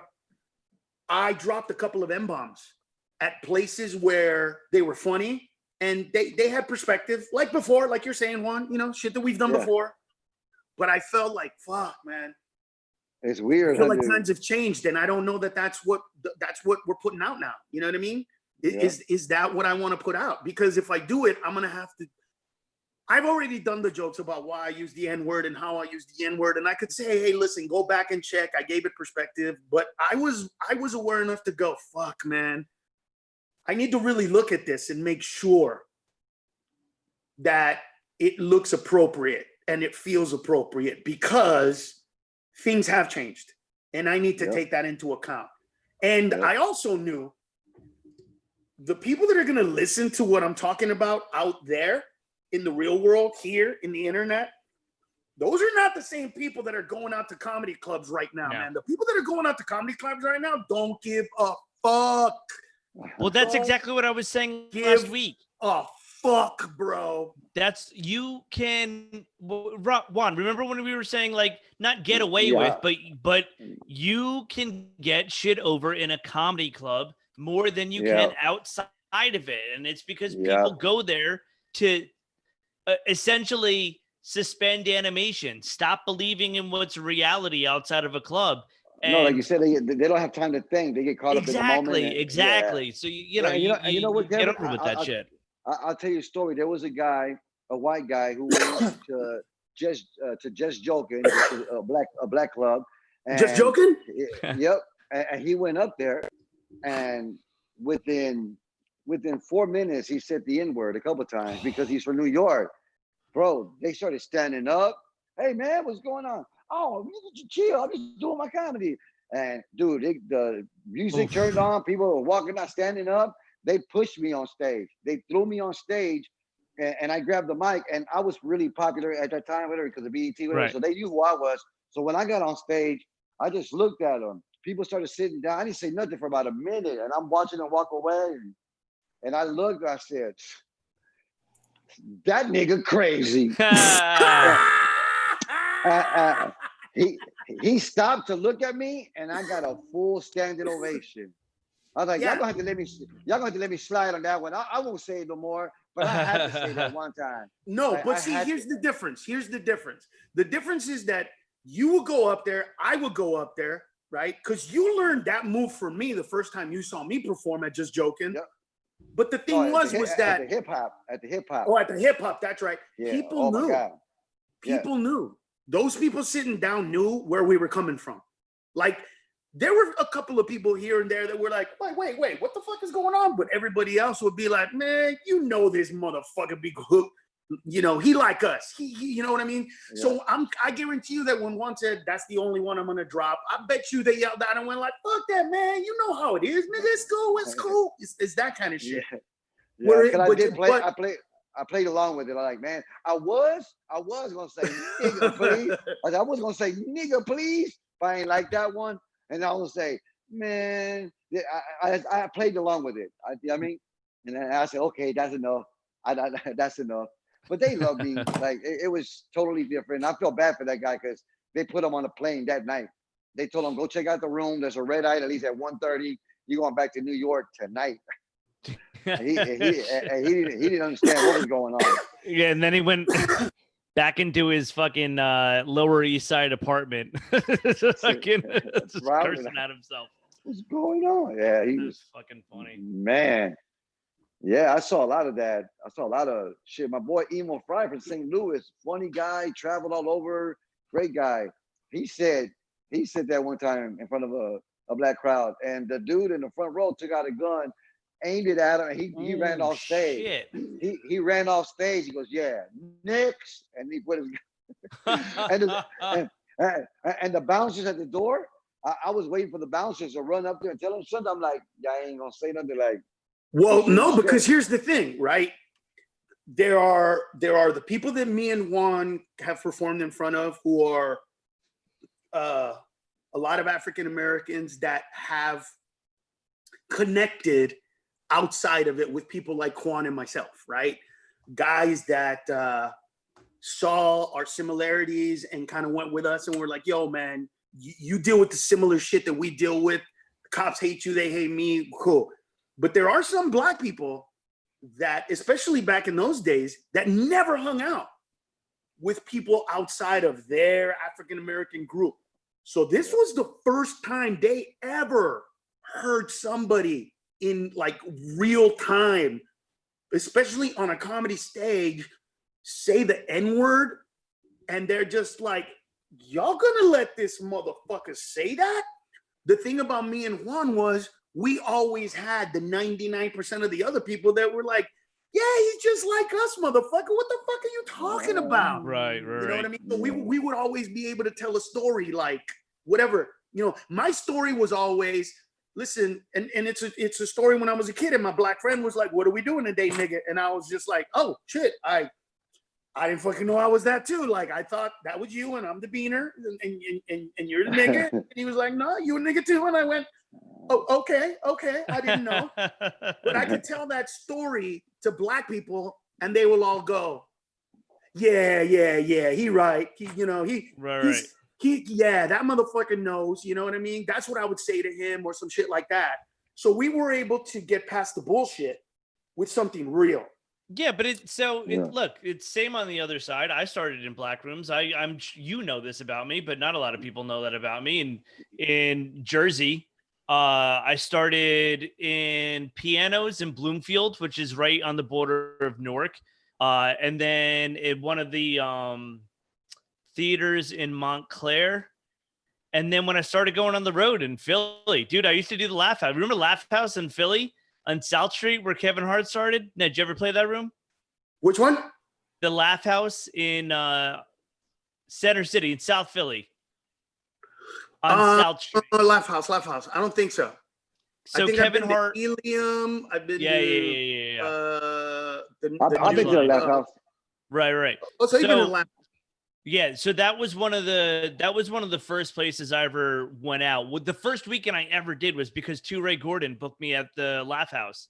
And it was the introduction. It was me, Lawrence Owens from DC, Katrina Pope from Atlanta, and Ray from Philly, and he would introduce all of us. But it's, dude, it's just funny to like hear you guys reminisce about all this. And it's funny to sit here and be like, it's hard to contribute to the conversation when you guys are going on those old memories, but it's the same where it's like, look, dude, I was always the white kid that could hang, which is, why I fit in so well on this tour. Cause I am, as Ned called me, the white guy of the gang last week, but it's like, I think so coming up in those rooms for me was not allowing myself to be anything but myself. Like as the white guy on the show, it was always be who I am, be comfortable in that, be confident in that, and don't give a fuck. Do you know how many times, even after Ned shows, how many fucking times someone will come up to me after the show and go, "You a crazy fucking white boy"? Like how many fucking times I've heard that within like the first 2 or 3 years starting off in stand up. But that's what it is, man. You got to be authentic, and that's all you're saying. And that's what they want because they can, right. They want that because they can see right through the bullshit. Well, exactly. And it's like, look, you guys are saying I may not be from your block, but I'm still as authentic. I still come from this. I still come from that. And for me, it's acknowledging, look, we come from different places. We come from different backgrounds, but that's not going to stop me from making these punchlines. You know what I mean? Like, it's not going to stop me from being who I am. And instead of you being like, I'm one of you or you're one of me. For me, it was, I know I'm out of place, but I'm comfortable being out of place. So I'm going to joke about being out of place. See, you know what my thing is? My thing is always my mentality in situations like that, going to places where you would think that I feel out of place. Those are the times where I want to teach them. Right. I know that you think I'm different than you. I'm not. Like, put all the bullshit aside and we all pretty much think and feel the same things. How we react to those things is a little different. Some people are angry, some people become victims, some people, get excited, happy, whatever that is, how we address those issues. But we all deal with the same bullshit, you know what I mean? Look, I get it. It's about the stuff that you say, fuck it, you know what I mean? I think where we've lost a lot in America is the self-sacrifice, for each other. I feel like we've become this society of what about me? What about me? What about me? Right. What do I get? What do I get? Why do I gotta give it up? Why do I gotta fucking do that? I came here in the 1960s. I never owned a slave. So they're gonna take reparations? Why? It's like, because you live in a country that did this to them, and we are this country because of free labor for this long, because of poor labor for this long, because of subjugating black people for this long. Yeah, there's a reason for this shit. So, but those are the same people that you're talking about with cancel culture too, because the same people that are like, why me, will look at someone else and be like, well, that's just him. Do you know what I mean? When you say there's no self-sacrifice, those people will also separate themselves from you when you get into trouble or when you say something. So like if someone were to come at you, those are the same people that would go, well, that's him. That's not me. I just, right. And that's the thing is like the cancel culture will push away. And then the other ones will be like, well, why me? So it's kind of the same mentality. It's depending on whether you're pushing or pulling and what the argument is really. Yeah, I guess. I mean, I'm just looking at so much of this, and I'm fucking so many agendas, bro. Like it's not even about the information anymore. Like, okay, did you guys see the couple that in St. Louis, Missouri, with the guns? Did you see that one? Yep. Okay. I'm not going to say anything because I want to come at it last. How did you feel about that? How did you guys feel about that? You start off, Kevin. Or Juan, go ahead, Juan. Go ahead, Juan. No. Yeah, I'll start off because I'm a hood and I don't have a house like that. But I feel like that man works really hard, tries to take care of his family. he got a little afraid. It's a gated community. You work to be in a gated community, and just because some people are mad, they just can't come walk in your lawn. So I don't think he should have been aiming a gun like that. But he was. I don't think they should have came out the house, maybe. But he wanted to show them, like, look, I'm ready. So there was a little afraid and cockiness of that dude. You know what I mean? Like you could tell he got a boner. You could tell he couldn't wait to go out there with that. Like, look at me, because that Yeah, dude nah, I didn't see that because I did see fear. Yeah, well, all right. Well, hold on before you go. Well, go ahead. For the cameras. It wasn't just that wasn't just a gated community. That was that guy's house. That was his actual house. So they broke into his lawn. This motherfucker has a mansion. Yeah, but no. What it is there's a gate. No, hold on. I know that they broke down community. His gate. No. They broke down the gate. No. He lives in a gated community. So there's a gate that goes in, and there's a few houses around and inside. Okay. What I saw, so they did not break into mansion. his property. They broke into his community Neighborhood. Got it. Okay. Yeah. So I thought it was that, but I agree with Juan. Is okay. The personal side of me, the sensible side of me, said he was defending his property. The other side of me goes, I think he jumped the gun and he was too scared to find out if it was a protest or a riot, and he was like, I ain't fucking around either way. So I see that. The comic side of me cannot stop laughing at that picture that's going on. And there's a lot of them. The memes, you mean? The memes? So it's like a meme, and everyone's taking their best shot. I tweeted it saying, honey, I shot the kids, which I thought was a good one. There was like Mark Norman had one that was like Old Navy SEALs. Someone else put like a Vineyard Vines logo on the front of it. Hey, look, I think it's fucking hysterical. I saw one where he's got the gun like this, and his name is Mayonnaise, and they're like his wife's name was Mustard because she had a good sandwich and she had mustard stain on her shirt. It's you know what I mean? And then there's one where he's holding the gun like this, and he says, "Who said my wife ain't got no ankles?" And then the next picture shows her feet and from the knees down, and she had no ankles. Oh my God, dude! Oh, so funny. I love that shit. Yeah, there was one where the woman was memes, bro. There was one where she was pointing great memes, and it was like, what do you mean you're out of seats? or like one of those things where the sandwich doesn't have enough mayo or some shit like that. It was So we're going to the comedic part. I could not stop laughing at the way she was holding her Beretta.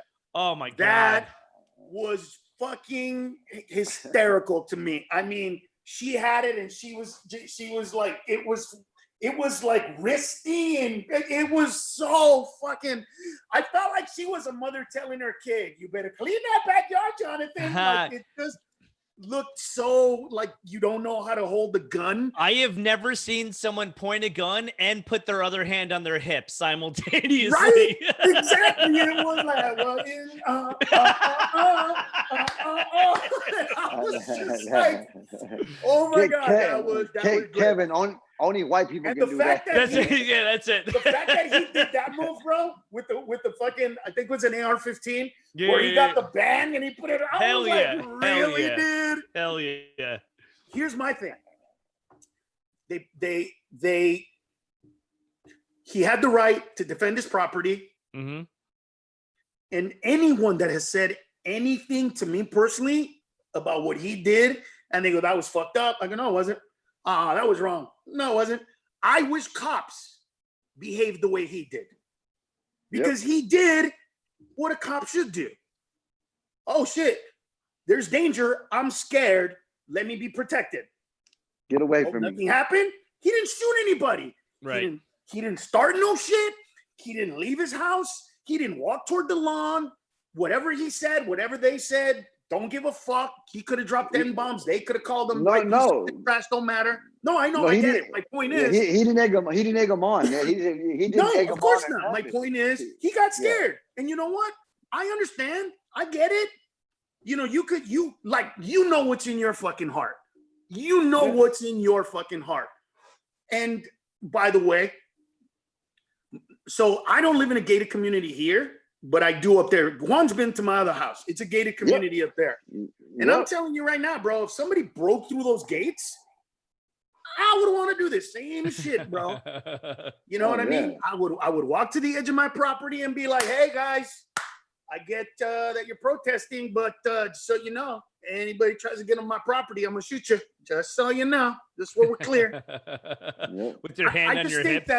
I just don't understand why they're talking shit to the guy. I don't understand why people that are mad at him because I'm like, dude, he was afraid, understandably. You know what I mean?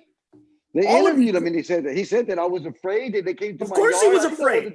I didn't know they were going to kill me or be nice. I didn't know. Like, You know what? And some of us go, wow, come on. But, you know, a lot of shit has started that way. Let's remember, all of the fires, all of the looting, they all started off with peaceful protests. That's how they all started, bro.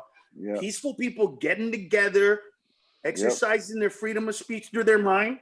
And then all it took was one motherfucker. Like, here's an example, dude. What if one fucking agitator had thrown a phone at that guy? You know that at that point, he would have had a right to shoot these fucking people? Yeah. A right. And then they would have said that he's the bad guy. And that to me is the fucked up part. Look, you know, what they got it was cool about it. Yeah, everything turned out good because the protesters too, Ned, the protesters, they weren't really afraid of that dude. They all said, okay, all right, man. And they all left. They all walked away, which I was glad because, you know what I mean? Yeah, you know why they weren't afraid of that dude? Dude, I guarantee you that if that was one of my buddies, who used to be a Navy SEAL. Well, Navy SEAL Special Forces wouldn't have got, they wouldn't have been freaked out like that. But if that was like one of my buddies that I know one buddy who would have put on tactical gear.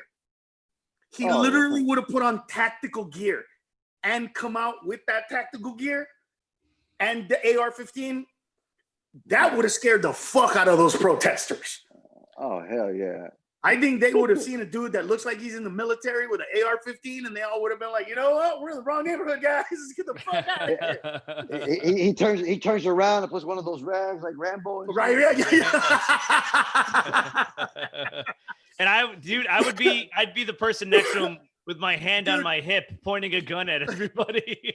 You know the funny part, Juan? It would be like you're there in real time, but for some reason he's in slow motion turning around in real life. And you're just like, is this in real life slow motion? Oh shit, dude. We gotta run, bitch. Just putting eye black on. If he did it that slow, he would go like this and then turn around and I would be like, you should, you wanted to be Rambo, motherfucker. No, but I'm glad he didn't. But you can see in his heart, he was scared. He didn't seem like a bad person. For sure. He didn't seem like a mean person. And he was a rich, uppity scale white dude. And he was pretty cool, but because he could have shot. He could have shot and probably got away with it too. He was scared. All this shit is going on right now. My buddies, he wouldn't have scared none of my buddies. Oh, that's cute. What you gonna do with that? Is it on safety? Look at you. Yeah, but see, to me, when the news takes shit like that and doesn't show the whole story and doesn't, it's like, story, look, like he didn't shoot anybody. Like, why are you even interviewing him? A bunch of people who weren't invited broke into the fucking thing, and he got scared and he pulled out a gun and he didn't shoot anybody and he made sure they stayed off his property. Man, that's America. Like, that's exactly what America is all about.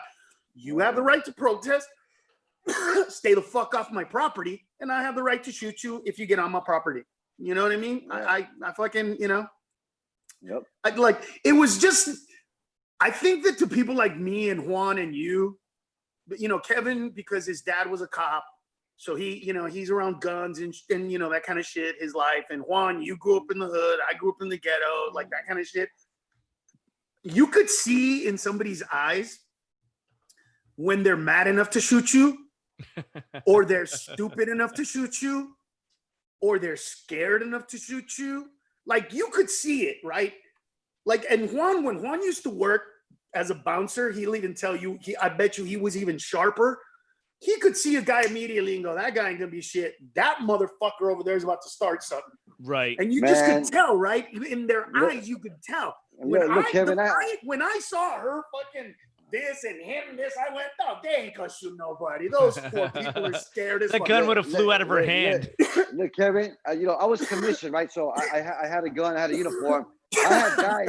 I had guys go like this, "Motherfucker, you better get the fuck back." And I'd be like, "Listen, bro, put down the gun, go home, and just be safe." And shit like that. Just go home, relax, no, whatever. And then there was some guys that they would just did that, no empathy in their eyes, emptiness. You would be like, I would just look at them and be like no, like I wouldn't even say nothing sometimes. Like that happened about 4 times where it's like there was 4 times where those dudes were gonna. Like, I feel like those dudes walked off and said, "Fuck, I should have shot that motherfucker." Right. Like, No, really. No, like, you could tell. Like, you could, they yeah. basically, you know what it was? Every once in a while, after you've seen somebody shoot somebody or kill somebody, and you've seen the emptiness in those eyes, that look, that fucking, it's called the 1,000-mile gaze that goes right past you. Yep. Dude, basically, bro, there's a moment when somebody puts a gun on you and you look right into their eyes, and without saying anything, they literally ask you, "Do you want me to shoot you right now?" And you literally answer, "No." Like, "I know you will. This is, there's no challenge anymore. There ain't shit. Whatever the fuck you want to do, you go ahead and do it." You don't say anything, bro. You just look right at them. They look right at you, and you just kind of let them know, like, right now, you're the man. You're the shit. What's so crazy? I'm moving the fuck away. We were eating outside before, Molly and I, and we live on the 8th floor, so I could see 112th Street right below. And some dude, some fucking idiot, walked past a young kid, and not young kid, but like, young black dude, New Yorker, walked past him, and you could tell this other dude, I think he was Latino, but he was probably late 30s, little doughy, definitely out of place with who he was talking to. And the kid was walking by him, and the guy goes, "Put your fucking mask on." And the kid turned around and went, "What?" And the guy was like, "Yeah, put your mask down." And the kid got off the bike and was like, "Yo, we're fucking outside. Mind your fucking business." And the guy was like, "Put it on." And the guy goes, "Okay." And the kid lifts up his shirt, pulls a knife, and snaps it out. And he goes, "What?" And the guy goes, "Nothing. Nothing." And the kid then put it into like stab mode and just went like this to like fuck with the guy. And the guy was like, "Nothing. I said nothing." And he was like, "Forget it, man. Forget the fucking argument." Like, it was like, fucking exactly. Whether he's right or wrong is fine. I did not think that kid was going to stab him. I saw him go to scare him. That motherfucker thought he was getting stabbed.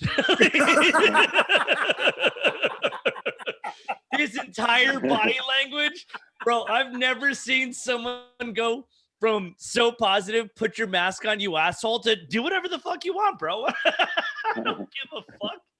And we didn't even move. Molly and I were just sitting there eating dinner. I was just like, "Man, fucking mind your business, dude." Regardless of what side you're on, but it's like, dude, know who you're talking to, know what you're doing, because that shit. Yeah, but it's also this. You don't know if the kid has a mask or not, and he's on a bike, and they'll tell you that somebody on a bike going. Don't worry about it. You know what I mean? They're not going to leave droplets in the air. It's not going to get you. Don't worry about it. If somebody was walking, you know what I mean. But you also got to say shit with respect. You know what I mean? Right. You also got to be like, "Hey, man, I fucking hate wearing the mask, bro. But would you mind putting it on, man? Because we're walking. Is that cool? You mind, man? You know what I mean?" And then when you get that, what? Nothing. You obviously mind. I'm sorry, man. Move the fuck on. You know what I mean? Like, right. No, because you could tell that guy, dude. The guy that's gonna fucking kill you is never yelly, angry, crazy guy. That's not him, dude. Right. It's never, "Oh, dog, fuck him. Let him come. I'll fuck him up." He ain't doing shit, dude. If you're at a club and you step on somebody and you go back and that person goes, "Hey, man, you should apologize when you step on another human being. Don't act like you didn't feel my foot under your foot. And then they just stare at you. Just apologize and walk the fuck away, dude. Right. Because that's the guy that the minute you go, I don't get, you know what I mean? That dude will fucking stab you in the goddamn throat. Juan, I gotta tell you. So the first time. Ned, Oh, hold on, Ned, because he's got a story. He's got a story. No, Ned, what you just said, when you took me to the Comedy Store, I backed up and I fucking stepped on Joe Torre's shoes. And dude, Joe Torre was like, and he's like, Juan, if it wasn't you, and I was like, bro, I'm sorry, man, because he's a friend of mine. Like, Joe, I got you, man. I'm sorry, man. He's like, Juan, look at this shit. You scuffed them. I'm like, dude, I'll buy you some more, man. I'm saying, he goes, these are $3,500, Juan. and I was like, oh, I'm glad I'm Juan, because yeah, he was, he was not yelling or screaming for those. But why buy $3,500 shoes? I should have said that was some stupid shit, bro. Yeah. Why you gonna wear them to a crowded ass place? But go ahead, bro. I'm sorry. No, you're good. The just going on what we were going on. It's so funny because here I am going, know your place, know who to talk to, know who not to talk to. You know what I mean? Like that was a dude that didn't know that kid. That was a kid in New York that you just want to mind your fucking business. I don't bug you. You don't bug me. We coexist. Yeah. No one's fucking with each other, bro. Just do you. I'm gonna do me. And that guy did not know. And speaking of that, dude, I am so fucking guilty of this. The first time Ned took me to LA, we were outside King Taco. Ned, do you remember this? We were outside King Taco. We were coming home from the Ontario Improv, and it was probably 2 or 3 in the morning. And it was I remember. Yeah. So it was just you and me. And look, dude, I grew up in Jersey outside of the city. I know New Yorkers. I know North Jersey. I know this shit. I get this shit. I do not know East LA type shit. And when I'm telling you, bro, we were outside of King Taco, and I love that Ned knew enough to intervene because he knew what I was thinking. There was a dude walking past, when I tell you, khaki shorts, high ass, knee-high white socks. He had the Chucks on, the long white t-shirt, the bandana, tattoos on his face. Like, dude, shit that I've only seen. Remember those old vending machine things? Like the little action little figures? homies. Little homie. Yeah, he was like a little homie. It was a big homie. And he's walking past.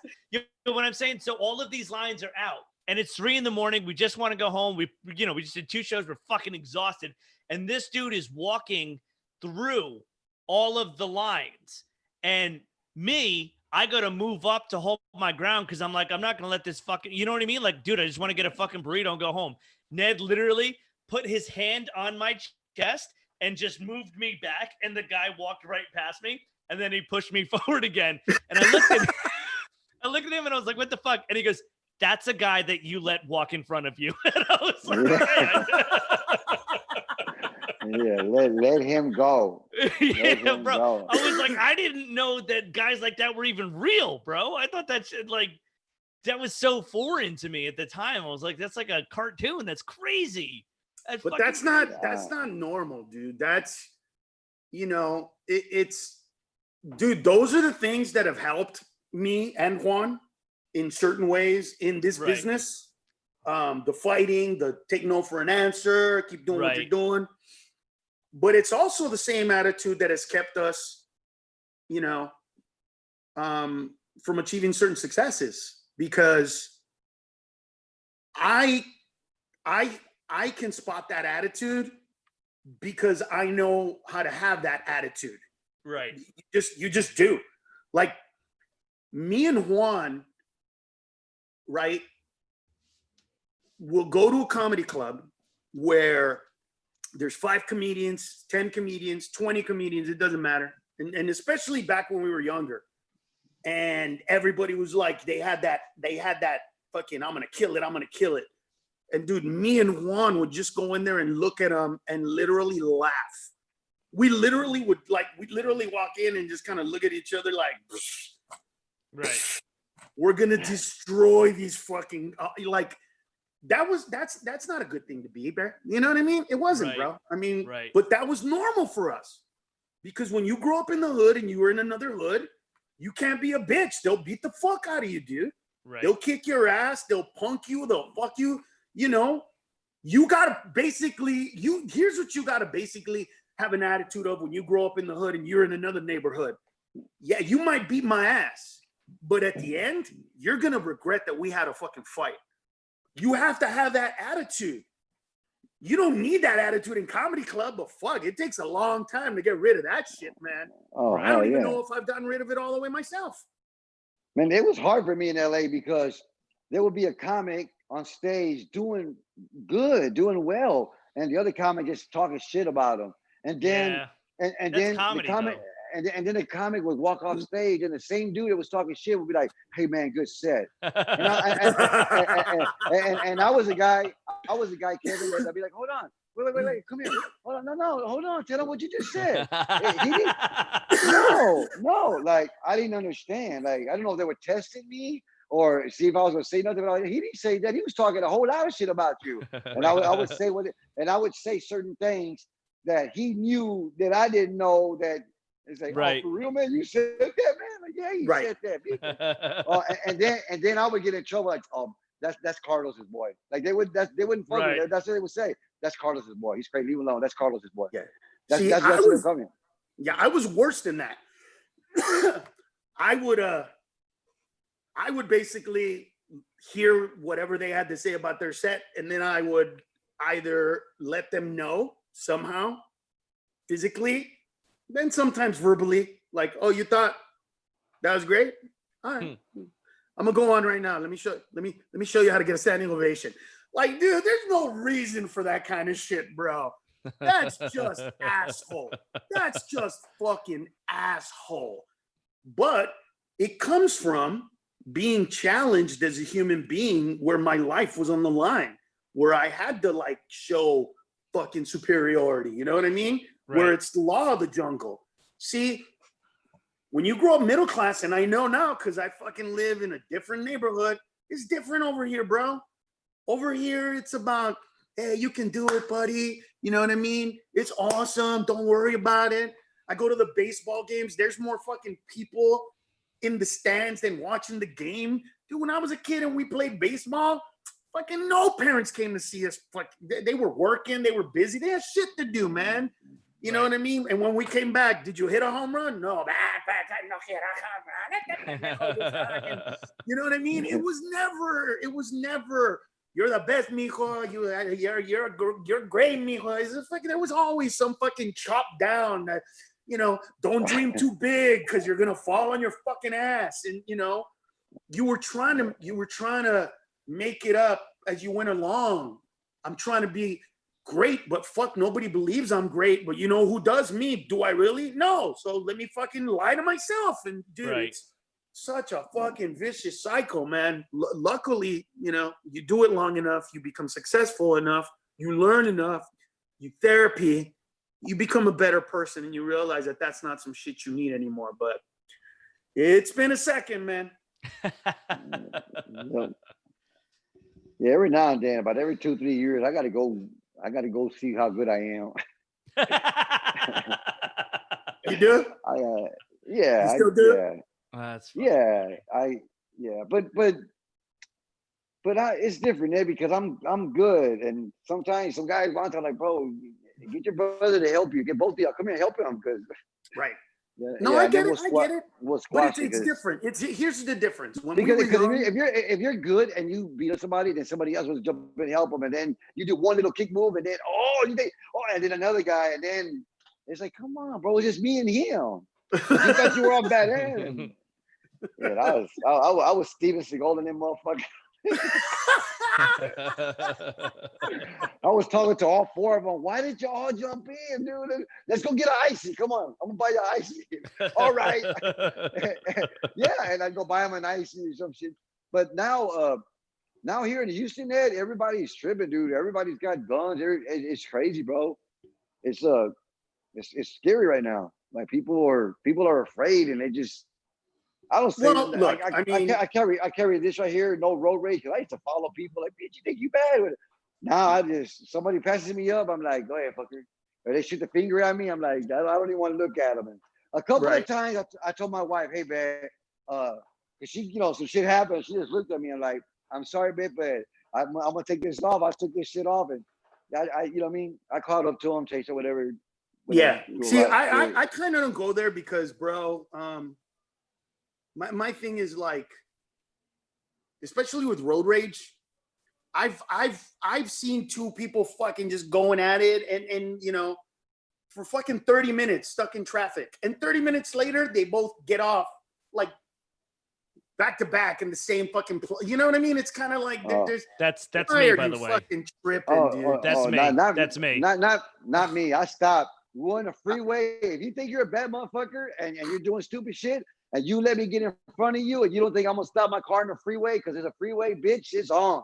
I don't it's do on, see, it's I on, just bro. let you go, man. You know what I mean? If I'm driving No. and somebody comes up and they want, I just let them go. Go, dude, fucking go, you know bro. who told me that? You know who told me that? Edward. Edward goes, hey, bro, they might be in a fucking hurry. They might have somewhere to go. They might have an emergency. Just scoot over. And I would do that. Because Edward was with me one time when I had road rage. He was like, really, dude? Because I did some stupid shit, went around, and then I blocked traffic, and I was facing him and honking. And Edward's like, for real, bro? For real? Like, we're gonna go to jail right now? For real? Like, cause I wasn't even looking at him. I want him to shut the fuck up because I was mad at this dude, and this dude wouldn't even look at me. I used to do a joke. Right. It's on my album about how when people like I'll get so mad that I'll follow a dude to a family reunion. Like I get so fucking pissed that like, and here's what I do is I'll get behind someone and I'll flash my bright lights at them just to fire a warning shot. And then this is on my album. If they piss me off really bad, I'll hold my bright lights down because if I blind them and they crash into the car in front of them, that's 2 cars out of your way right there. That's my road rage. I've just seen craziness like that, and for me, it's like, you know what, dude, go ahead, get in front of the car. I don't care. You know what I mean? Like, let's go ahead. You know what I mean? Right. Except for one time recently, I thought me and Cisco were gonna get into a fight, but we talked about that. So you know, when remember we so, but that was it. But it was them getting pissed at me. I was just like, why are you fucking rolling up on me like that? Like, fucking keep your distance. Right. You know what I mean? And then so whatever, it was like, all right, guys, wait a minute. Somebody's talking to you. Hey, Armando Chavez, this is to you. He is in Texas. So just so you know, Armando, if you live in Houston, Texas, and somebody that looks like Juan is about to road rage you, he pulls over and he's probably going to kick your ass. Look at him. It'll be fucking Juan. So, you know. No, because he challenged you, dude. Armando challenged you. He said, I dare Juan to try that shit in Texas. I was like, bitch, he is in Texas. Motherfucker, this is where I grew up, bro. Let me tell you something about Juan. I grew up on the north side. I was born in Denver Harbor, grew up in Denver Harbor. We got evicted to Magnolia. Well, he just says everybody has guns. Armando said just everybody has guns. He's just telling you like to be afraid because he might have a gun. Bro, I know that, Armando. I'm from here, fucker. I live here. Right now, I live by Golf Game off of 45 and Woodridge. Yeah, so fucker, well, maybe me and you should hook up and go road race somebody else. or smoke a joint, bro, because watch out, dude. Armando might be underage, bro. You don't want to get in that. Oh my God. Hey, how old are you, fucker? You got a gun and you're underage.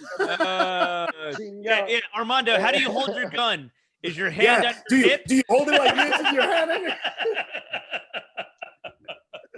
Hey, Armando, that's them talking shit. Don't be coming up to me, motherfucker. Be walking around Golf Game like this. Like, where's the fuck is Juan at?